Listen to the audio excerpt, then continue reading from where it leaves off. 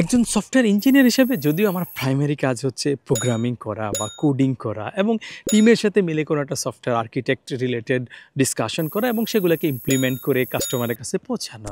কিন্তু এগুলো করতে গিয়ে আমাকে অনেক সময় অনেক লাইব্রেরি, ফ্রেমওয়ার্ক, এমন ইন্টারনাল সফটওয়্যার, এন্টারপ্রাইজ সফটওয়্যার এগুলো এক্সপোর্ট করতে হয়, তাদের ডকুমেন্টেশনগুলো দেখতে হয়। এমনকি আমি নিজে যে কোড লিখি সেটা মাঝে মধ্যে একটা প্যাকেজ আকারে আমার অন্য টিমের জন্য পাবলিশ করতে গেলেও কিন্তু আমাকে একটু লিখিত আকারে ডকুমেন্টেশন করে বলে দিতে হয় যে এইভাবে তুমি এপিআই কল করবা, এই প্যারামিটারগুলো দিবা, বা এই তোমার এক্সপেক্টেড সিস্টেম হইলে তুমি এইরকম আউটপুট পাবা। এই জিনিসগুলো করতে করতেই কেন জানি নিজের ভিতরে এই লিখে দেওয়ার একটা আগ্রহ তৈরি হয়। কখনো আমি ওইভাবে চিন্তা করি নাই যে এই যে আমি ডকুমেন্টেশন লিখবো বা কোনো একটা আর্টিকেল লিখবো, এটার লাভটা কী, সেভাবে চিন্তা করি নাই। দু একটা কখনো ভালো লাগলে আমি সেটা পাবলিশ করে দিচ্ছি medium.com-এ, কখনো বাংলায় লিখে ফেসবুকে আমি পাবলিশ করে দিচ্ছি, গিটহাবে পাবলিশ করছি। এবং এই জিনিসগুলো আসলে আমার নিজের ভিতরে থিঙ্কিংটাকে অর্গানাইজড করতে তো ডেফিনেটলি হেল্প করছে। এবং একটা সময় পরে আমি নিজে যে প্রোগ্রামিং রিলেটেড বই লিখছি সেই সাহসটা বা সেই কনফিডেন্সটা কিন্তু এই খুচরা খাচরা জিনিস থেকেই কিন্তু আসছে। সো আমি, তোমরা যারা হচ্ছে ডেভেলপার আছো, তোমাদের সবাইকে রিকমেন্ড করবো তুমি তোমার থিঙ্কিং, আন্ডারস্ট্যান্ডিং এবং নলেজগুলোকে একটু অর্গানাইজভাবে লিখে ফেলো এবং দুই চারটা ভালো লাগলে তুমি পাবলিশ করে ফেলো। সেটা বিভিন্ন জায়গায় তুমি পাবলিশ করতে পারো, বিভিন্ন জায়গায় তুমি ছড়াই দিতে পারো, বা তোমার নিজস্ব একটা ব্লগও হইতে পারে তোমার ওয়েবসাইটে।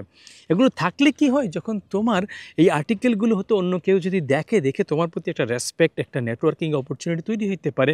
আর সেটা যদি তোমার আর্টিকেলগুলো কেউ নাও পড়ে, তাইলেও তুমি যখন একটা আর্টিকেল গুছায় লিখতেছো সেটার জন্য তুমি অনেক রিসার্চ করবা, এক্সপ্লোর করবা, অনেক কোড স্নিপেট তুমি ট্রাই করে আউটপুট চেক করে দেখবা। সেটা কিন্তু তোমাকে ওই টপিকটা সম্পর্কে একটা ভালো স্মার্ট একটা পার্সন হিসেবে তৈরি করবে।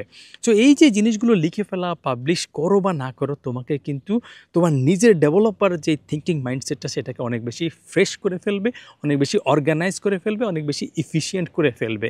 তো এই জন্য আমি মাঝে মধ্যে এরকমও চ্যালেঞ্জ নেই যে আচ্ছা এই টপিকটা আমি ভালো পারি না, ঠিক আছে এই রিলেটেড আমি একটা ভিডিও বানাই ফেলি বা এই রিলেটেড আমি আর্টিকেল লিখে ফেলি। তুমিও সেরকম একটা চ্যালেঞ্জ নিতে পারো যে যে জায়গায় তোমার দুর্বলতা আছে এটাকে গুছিয়ে লেখার জন্য, জাস্ট নিজের জন্যই হয়তো তুমি নোশনে একটা আর্টিকেল লিখে ফেললা। সেটা তোমার যদি ভালো লাগে তুমি কারোর সাথে শেয়ার করো, কোথাও পাবলিশ করে ফেলো। আর যদি ভালো না লাগে তাহলে নিজের কাছে রেখে দাও। কিন্তু গুছাইয়া লেখা এবং লেখার জন্য রিসার্চ করার যদি তোমার এই এবিলিটিটা চলে আসে, তুমি এই রিটেন কমিউনিকেশনে একদম সুপারব হয়ে যাবা। কারণ একজন ডেভেলপার, যে ভালো ডেভেলপার, সে শুধু ভালো কোড লেখার পাশাপাশি তার কোডগুলো অন্যরা কীভাবে ইউজ করবে সেই কমিউনিকেশনটাও ডকুমেন্টেশনের মাধ্যমে ভালোভাবেই করতে পারে। সো আমি স্ট্রংলি রিকমেন্ড করব তুমি যতটুকু বুঝো ওগুলোকে গুছিয়ে লেখার কাজটা করো।